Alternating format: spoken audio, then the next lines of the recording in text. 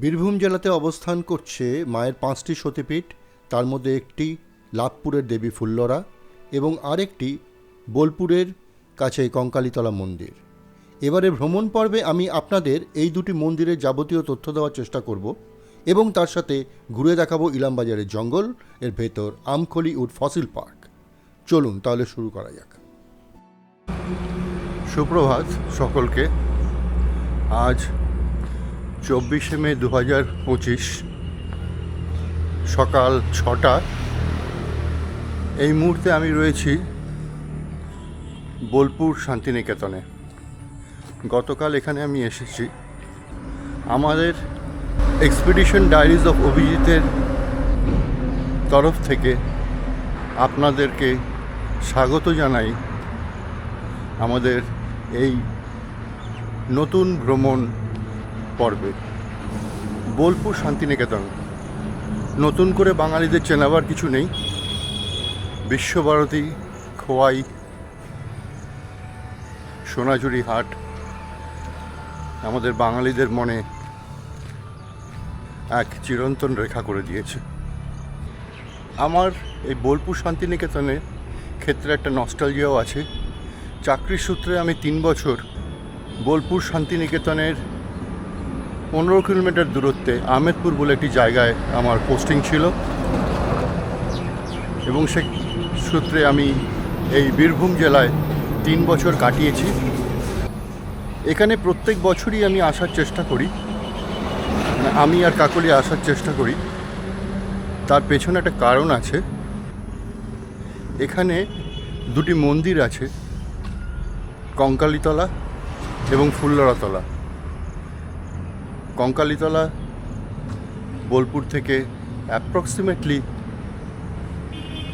10-12 kilometre দূরত্বে, আর ফুল্লরাতলা এখান থেকে প্রায় 35 কিলোমিটার দূরত্বে। কারণ আমি যেখানটা আছি সেখান থেকে 35 কিলোমিটার, কিন্তু বোলপুরের মধ্যে থেকে ওইখান থেকে 30 থেকে 32 কিলোমিটার। ফুল্লরাতলা লাভপুরে অবস্থিত। তো এই দুটি মন্দিরে আমরা প্রত্যেক বছরই চেষ্টা করি এসে পুজো দেওয়ার। তা আজকে সেই সূত্রেই আমাদের এখানে আসা। এখন আমরা বেরোচ্ছি। প্রথমে যাব আমরা কঙ্কালীতলা, তারপর সেখান থেকে আমরা যাব ফুল্লরাতলা। আমরা নিজেদের গাড়ি নিয়ে এসেছি, গাড়ি করেই যাব।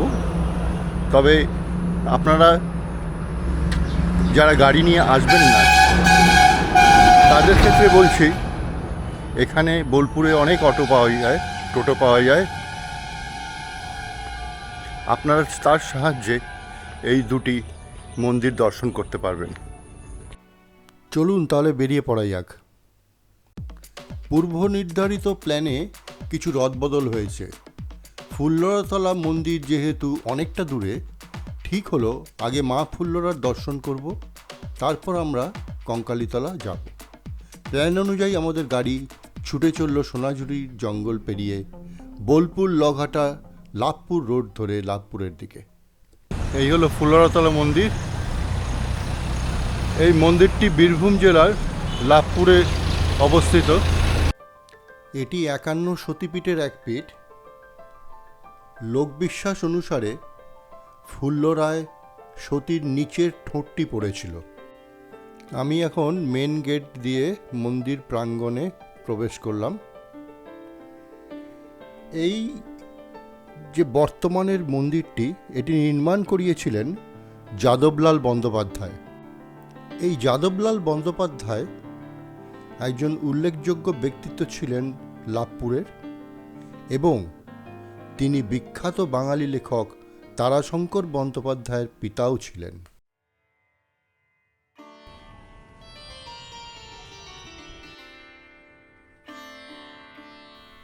সামনে দেখা যাচ্ছে মূল মন্দির, আর আমার ডান দিকে হচ্ছে পঞ্চমুণ্ডির আসন।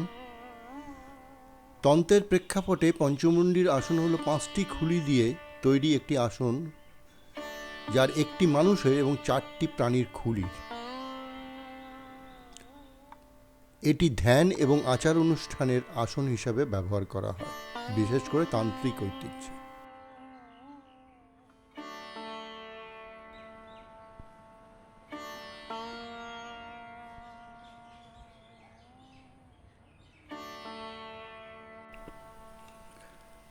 এই হলো মূল মন্দির, এখানেই মা বিরাজমান।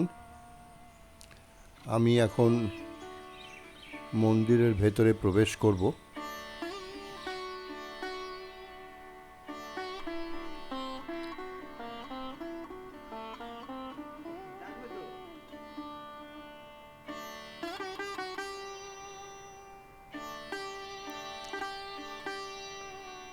দেখুন, মায়ের কোনো বিগ্রহ নেই এখানে। সিন্দুর চর্চিত কচ্ছপাকৃতি শিলাখণ্ডই এখানে দেবীর প্রতিভা।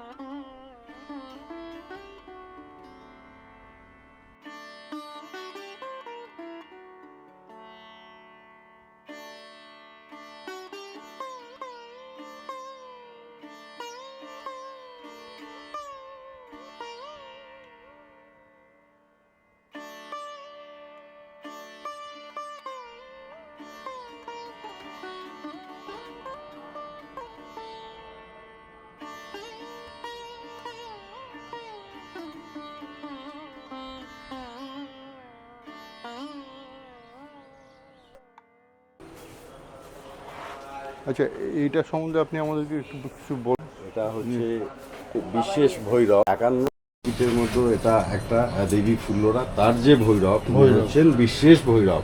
এই যে মধ্যেরটা যেটা দেখছেন, আচ্ছা, মানে হচ্ছেন বিশেষ ভৈরব। এই মধ্যেরটা, মিডিলেরটা, ও এইটা এইটা আচ্ছা। এটা হচ্ছে বাবা, ইনি মা, এটা হচ্ছেন বাবা। মা হচ্ছেন দেবী ফুল্লরা, আর ইনি হচ্ছেন পীঠকর্তা বিশেষ ভৈরব।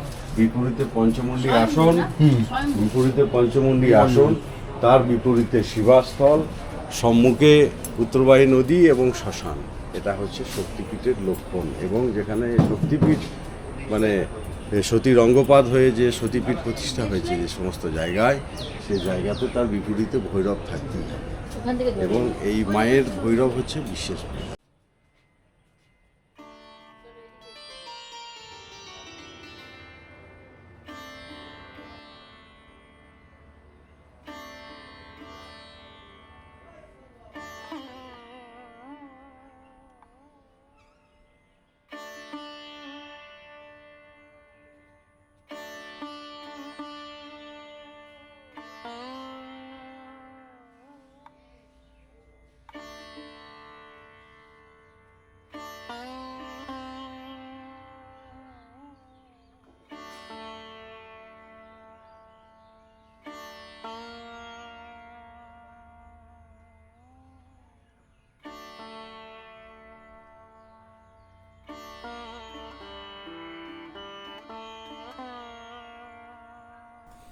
এটা প্রতীক্ষালয়। পূজা পার্বণের সময় যখন প্রচুর ভক্তের সমাগম হয়, তখন তাদের বিশ্রামের জন্য এটি খুলে দেওয়া হয়।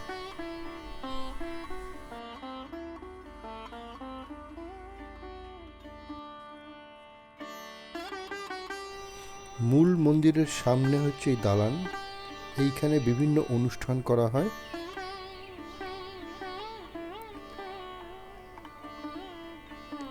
আরেকটু এই গেলেই এই যে দেখছেন, এই দুটো হচ্ছে শিব মন্দির, সামনে পুকুর ঘাট।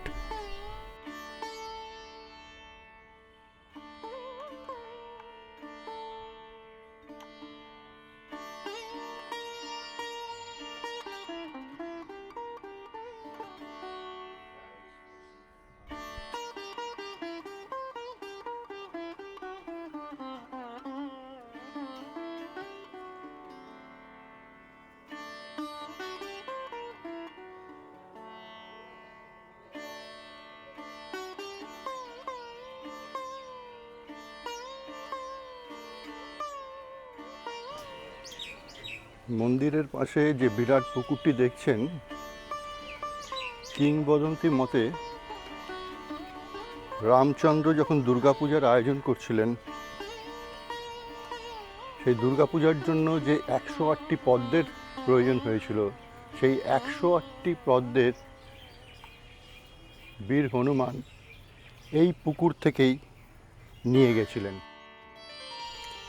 সামনে যেটা দেখছেন এটা হচ্ছে গিয়ে ভক্তদের বসে খাওয়ার জন্য ব্যবস্থা আছে। সামান্য মূল্যের কুপনের বিনিময়ে এখানে প্রত্যেক দিন ভোগের ব্যবস্থা করা থাকে।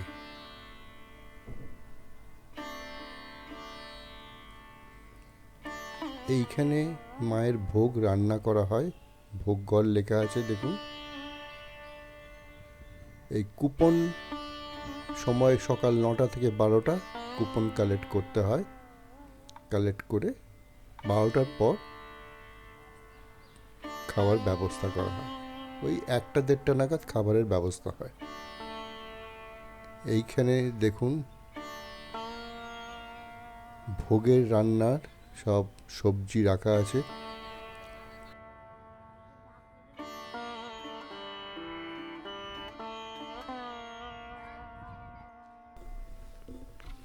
মূল মন্দিরের বাইরে এখানে শৌচালয়ের ব্যবস্থা আছে।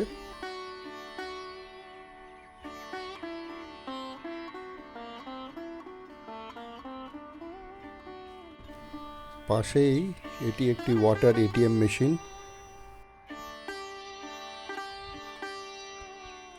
সামনের বিল্ডিংটা উপাসনা ভবন, এটি মন্দির চত্বরের মধ্যে অবস্থিত। এখানে শুধু লজিংয়ের ব্যবস্থা আছে, মন্দির কমিটির সাথে যোগাযোগ করতে হবে।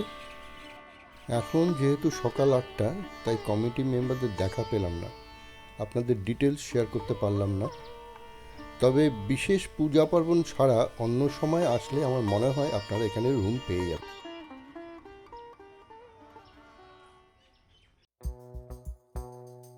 মা ফুল্লরার দর্শন করে আমরা এখন যাচ্ছি কঙ্কালীতলার দিকে।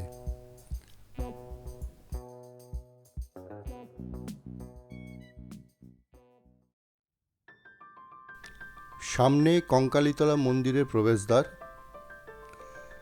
কঙ্কালীতলা মন্দিরটির বোলপুর লাভপুর রোডের পাশে অবস্থিত। 51 সতীপীঠের এক পীঠ। এখানে সতীর কোমরের অংশ পড়েছিল, সেই কারণেই পীঠের নাম হয় কঙ্কালীতলা।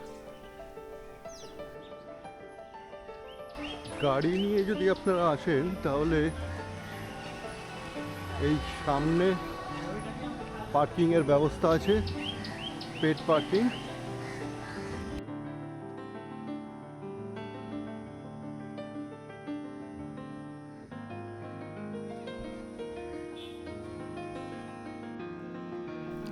এখান থেকে পুজোর ডালা সংগ্রহ করে আপনারা মায়ের পুজো দিতে পারেন, আবার এমনিও গিয়ে দর্শন করে আসতে পারেন।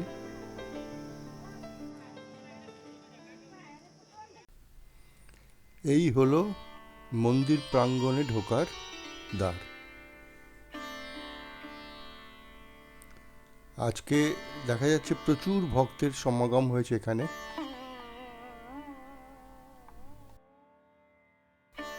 পুজো দেওয়ার বিশাল লাইন পড়েছে, তো আমরা ঠিক করলাম যে আজকে আর এখানে পুজো দেব না, দর্শন করব। দর্শন করার জন্য লাইন দিতে হবে না, সাইড দিয়ে গিয়ে দর্শন করে চলে আসা যাবে।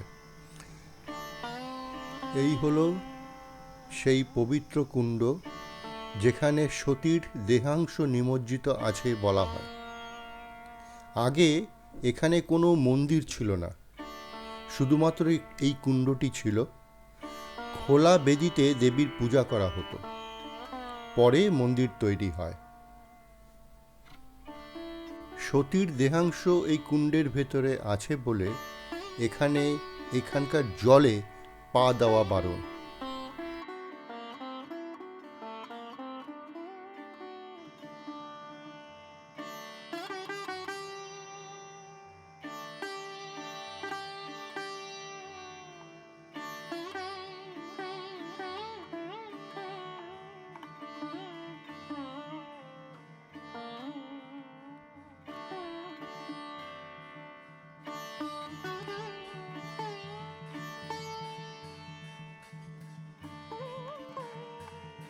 শনিবার বলে আজকে এখানে উৎসবের মেজাজ। দূরে বাউল গান ও নাচ হচ্ছে, দোকানদাররা বিভিন্ন সামগ্রী সাজিয়ে বসে আছে। এই হলো মনস্কামনা বৃক্ষ, যেখানে মানুষ তার মনস্কামনা পূর্ণের আশায় ঢেলা বেঁধে ঝুলিয়ে দিয়েছে। লোকেরা পুজোর জন্য লাইন দিয়ে এখানে দাঁড়িয়ে আছে, দেখা যাচ্ছে প্রচুর লাইন।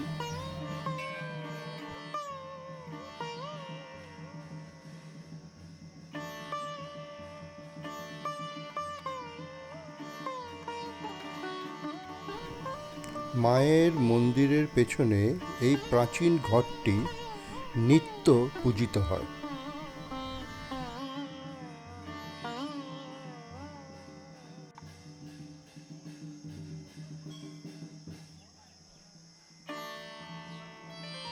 সামনের কমলা রঙের বাড়িটি হলো এই মন্দিরের হেসেল ঘর।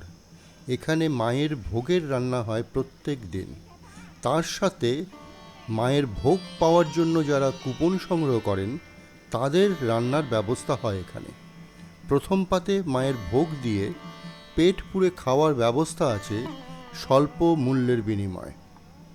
এইখানে বসিয়ে খাওয়ানোর ব্যবস্থা করা হয়।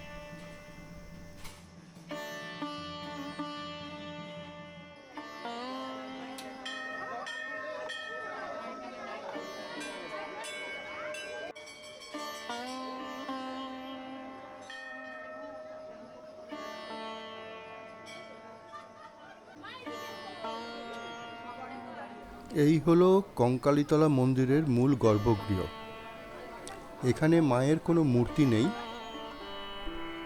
রয়েছে শ্মশানকালীর বড় বাঁধানো একটি ছবি। ছবিতেই দেবীর পূজা করা হয় এখানে।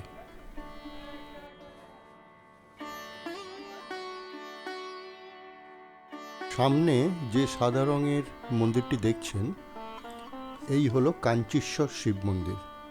এটি ঠিক মায়ের মন্দির থেকে বেরিয়ে ডান হাতে এই মন্দিরটি অবস্থিত, যেখানে গাড়ি রাখার ব্যবস্থা আছে তার ঠিক সামনে। বাংলার ইতিহাস নামক গ্রন্থে ঐতিহাসিক রাখালদাস বন্দ্যোপাধ্যায় বলেছেন যে প্রথম মহিপালের রাজত্বকালে কাঞ্চীরাজ রাজেন্দ্র চোলের অধীনে ছিল বীরভূমের এই জায়গাটি। আর কাঞ্চীরাজ ছিলেন শিব ভক্ত। শোনা যায় এই কোপাই নদীর তীরে এই মন্দির নির্মাণ করে এখানে একটি শিবলিঙ্গ প্রতিষ্ঠা করেন। সেই থেকে এই শিবলিঙ্গটি কাঞ্চীশ্বর শিবলিঙ্গ নামে পরিচিত। বিল্লপত্র পুষ্পম নমো কাঞ্চীশ্বর শিবায় নমো নমঃ। বাবা দিদিন জলটা একসাথে ধরো, ঢালো।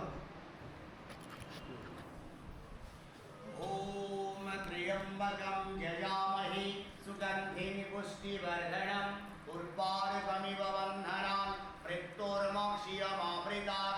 ওম নমঃ শিবায়, ওম নমঃ শিবায়, ওম নমঃ শিবায়। পার্বতী পতয়ে হর হর মহাদেব। বাবাকে স্পর্শ করে প্রণাম করে নেন। নমো মহাদেবং মহাত্মানং মহাযোগী মহেশ্বরং মহাপাপং হরং দেবং মকরায় নমো নমঃ। হর হর মহাদেব। মাইটা নিয়ে যাবে, দিয়েছো তুমি? আচ্ছা একটু পোশাক পাওয়া যাবে কি? হ্যাঁ, ইয়ে ঠিক আছে।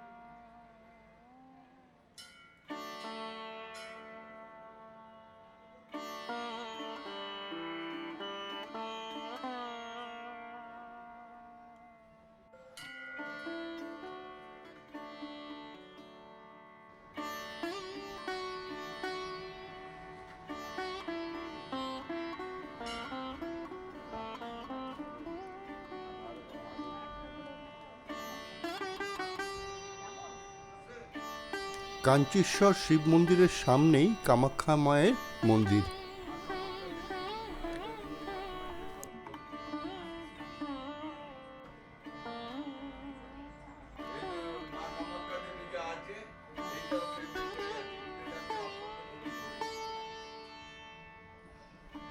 আমরা এখন রুরু ভৈরবনাথের মন্দিরের সামনে দাঁড়িয়ে আছি।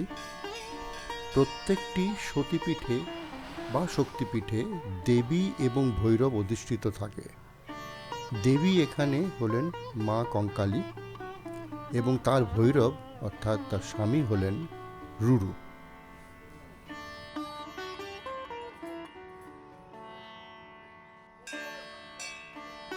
রুরু ভৈরবের দর্শন করে আমরা সামনের এই নবনির্মিত বজরংবলীর মন্দিরে প্রবেশ করলাম।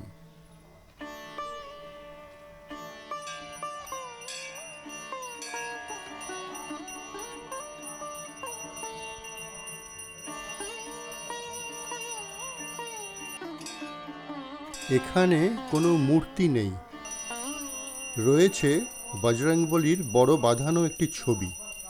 ছবিতেই বজরংবলীর পূজা করা হয়।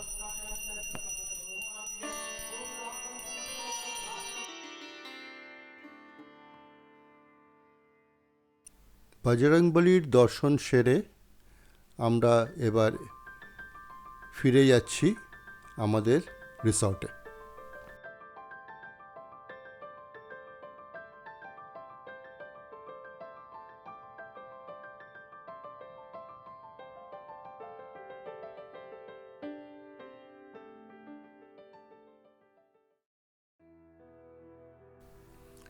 এই হলো বোলপুরে আমাদের আস্তানা দ্য পার্ল ক্লাব রিসর্ট।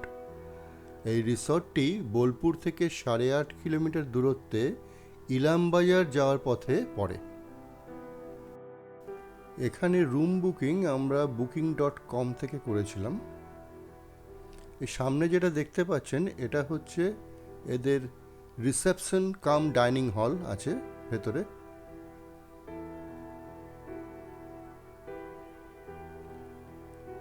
খুবই সুন্দর পরিবেশ।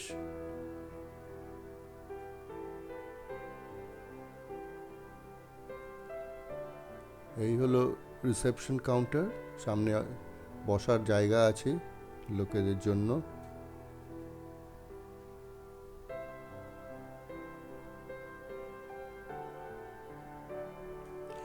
এদের প্রত্যেকটা রুমের সাথে ব্রেকফাস্ট কমপ্লিমেন্টারি, এবং সেই ব্রেকফাস্ট করার জন্য এই হচ্ছে এদের ডাইনিং হল। এই ডাইনিং হলে এসে সেই ব্রেকফাস্ট করতে হবে।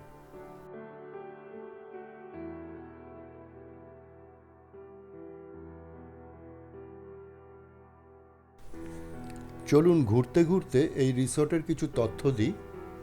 এখানে 2 ক্যাটেগরির রুম আছে, ডিলাক্স ডাবল রুম আর আরেকটা হচ্ছে 3 বেডেড বাংলো।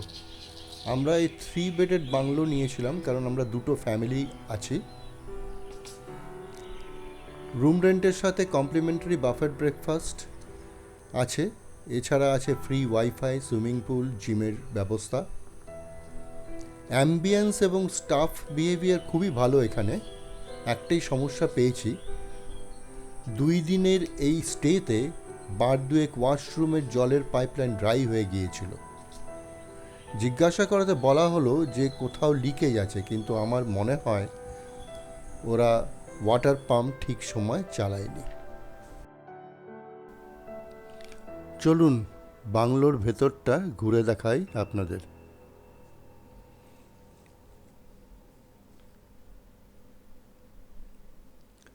নিচে এটা হলো ডাইনিং হল। যারা খাবার আনিয়ে খেতে চান এখানে বসে খেতে পারেন। পাশেই সোফা ও টিভি আছে, সবাই মিলে বসে গল্পগুজব করা ও টিভি দেখা যেতে পারে।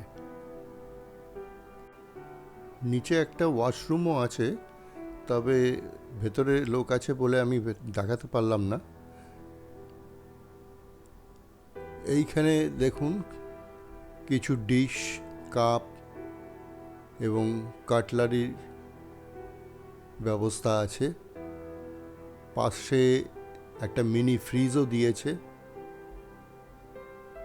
যেখানে খাবার আপনাদের যদি বেঁচে যায় সেটা আপনারা এখানে রাখতে পারেন। পাশে একটা ইলেকট্রিক কেটল। চলুন এবারে উপরে আমাদের ঘরটা দেখাই।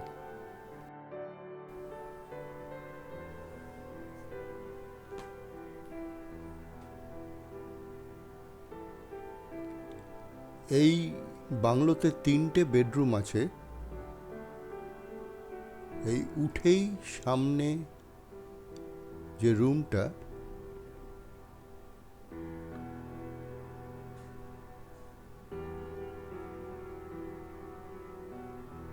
এই A2 রুমে এইখানে শুধু একটা ডবল বেডের খাট, তার সাথে এসি এবং আলো পাখা দেওয়া আছে।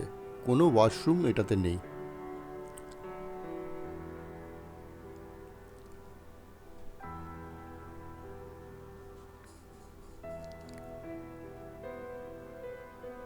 আমরা এই পাশের রুমটাতে আছি। এটা একটা এক্সট্রা লার্জ ডবল বেড খাট, তার সাথে প্রমাণ সাইজের আয়না, আলো পাখা, এসি,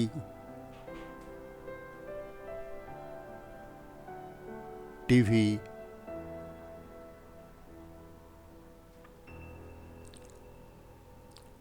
বিছানার দু সাইডে টেবিল দেওয়া আছে, নাইট ল্যাম্প। এইখানে সুন্দর ওয়ার্ড্রোব করা আছে। ভেতরে ওয়ার্ড্রোবে আলোর সিস্টেম করাও আছে।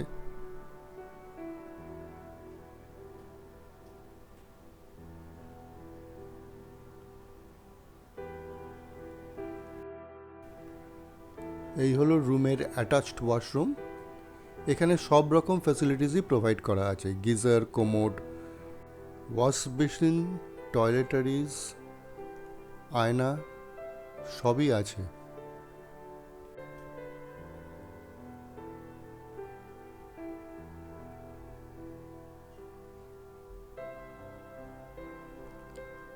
এবার চলুন বাইরের ব্যালকনিটা আপনাদের দেখাই। ব্যালকনিতে চেয়ার, টেবিল সব প্রোভাইড করা আছে। এখানে একটা পাখাও দেওয়া আছে। এই বাঁ দিকে চলে যাচ্ছে বোলপুর, আর ডান দিকে হচ্ছে ইলামবাজার। এখানে বসে চা খেতে খেতে সময় কেটে যাবে সুন্দর। সেকেন্ড ফ্লোরে কোনো দরজা নেই, কাঁচের শাটার দেওয়া আছে। নিচের ফ্লোরের যে দুটো রুম, সেই দুটো রুমকে এখানে কম্প্যাক্ট করে একটা রুমে করা আছে। সামনেই সোফা রাখা আছে, তার পাশেই এই ব্যালকনি, সুন্দর ব্যালকনি।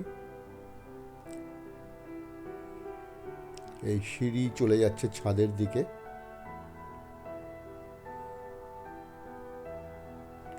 আর তার পাশে রুমটা, রুমের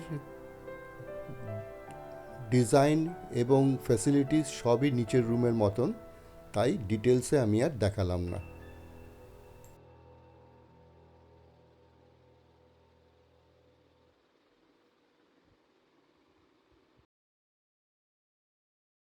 আজকে আমাদের কলকাতায় ফিরে যাওয়ার পালা। সকালে চান সেরে আমরা এখন রিসর্টের ডাইনিং হলে যাচ্ছি কমপ্লিমেন্টারি বাফেট ব্রেকফাস্ট করতে। দেখা যাক কি পাওয়া যায়।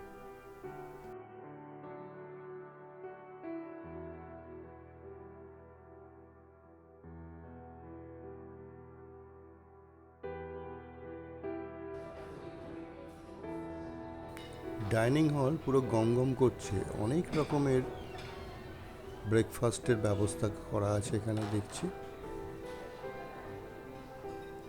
এখানে বিস্কিটস, চায়ের ব্যবস্থা, কর্নফ্লেক্স, দুধ, কলা,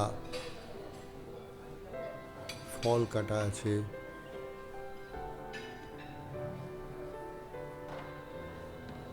এখানে ডিম সেদ্ধ, পাউরুটি, ইডলি, সাম্বার, পাশের এটাতে পাস্তা, এখানে আলুর পরোটা আর আলুর দম, এখানে পুরি,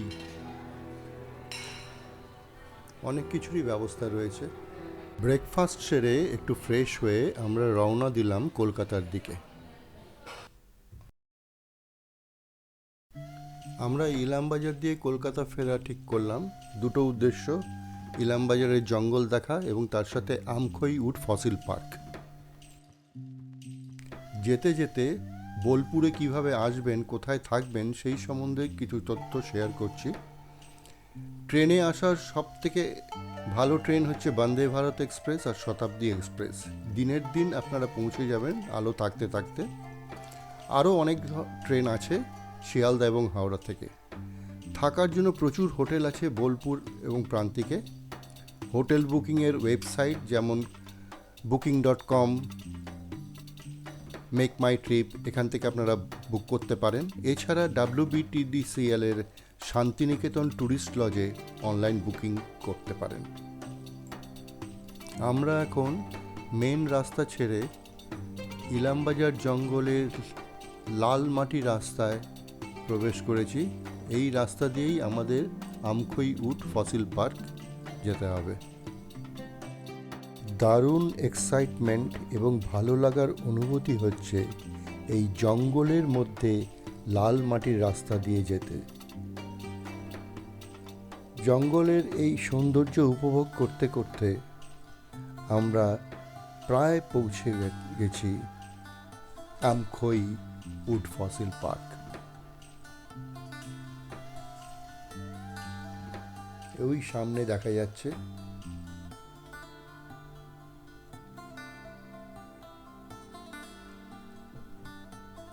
এই হলো আমখই উড ফসিল পার্ক। এখানেই গাড়ি রেখে আমাদেরকে পার্কে এন্ট্রি করতে হবে।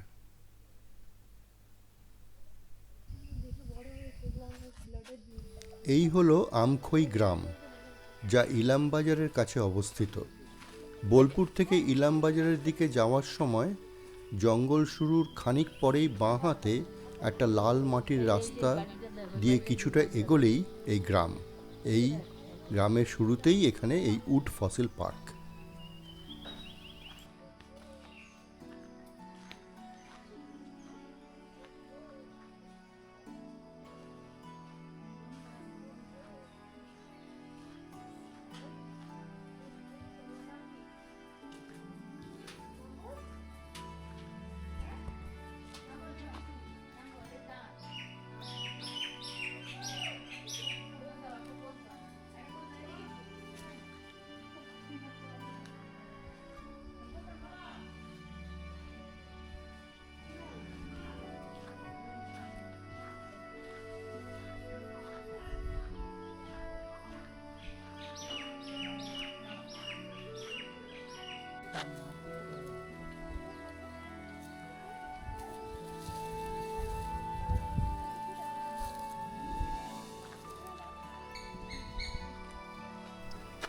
এখন আমরা উড ফসিল পার্কে প্রবেশ করছি।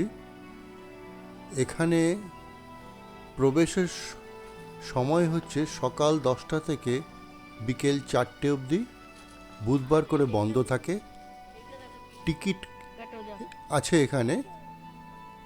টিকিটের মূল্য বড়দের জন্য 10 টাকা এবং 5 বছরের অধিক এবং 18 বছর নিচে বাচ্চাদের জন্য 5 টাকা।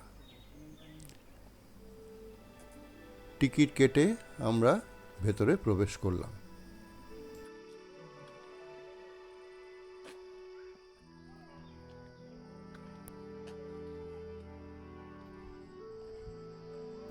এই উড ফসিল পার্কের কিছু তথ্য দিই আপনাদের। এখানে 15 থেকে 20 মিলিয়ন বছর বয়সের ফসিলাইজড উড অর্থাৎ জীবাশ্ম কাঠের সংগ্রহ রয়েছে। এই গ্রামের বাসিন্দারা পুকুর খনন করার সময় এই কাঠগুলির হদিশ পায়। তারা ভেবেছিল ওটা হয়তো বড় কোনো জন্তুর হাড়ের অংশ। যখন জানা যায় যে এইগুলো পেট্রিফাইড উড, মানে যে কাঠ ফসিলাইজেশনের মাধ্যমে পাথরে পরিণত হয় এবং যা ব্যবহার করা হয় বিভিন্ন গহনা হিসাবে এবং যার বাজার মূল্য অনেক, তখন ফসিল শিকারীদের নজর পড়ে এখানে।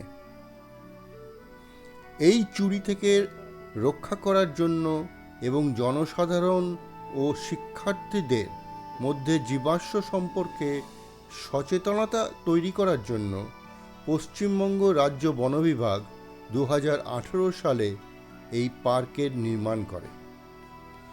এই গাছের গুড়ির অংশগুলো রাজমহল আর ছোটা নাগপুর পাহাড় জঙ্গলের গাছ।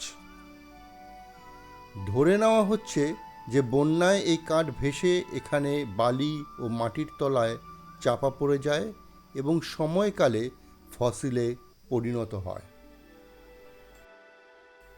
এই ফসিল পার্কটি ঘুরে দেখতে খুবই ভালো লাগছে, অনেক তথ্যও পেলাম এখানে। আপনারা যদি বোলপুরে আসেন তবে সময় সুযোগ যদি হয় তাহলে অবশ্যই চেষ্টা করবেন এই পার্কটি ঘুরে দেখার, আপনাদের ভালো লাগবে।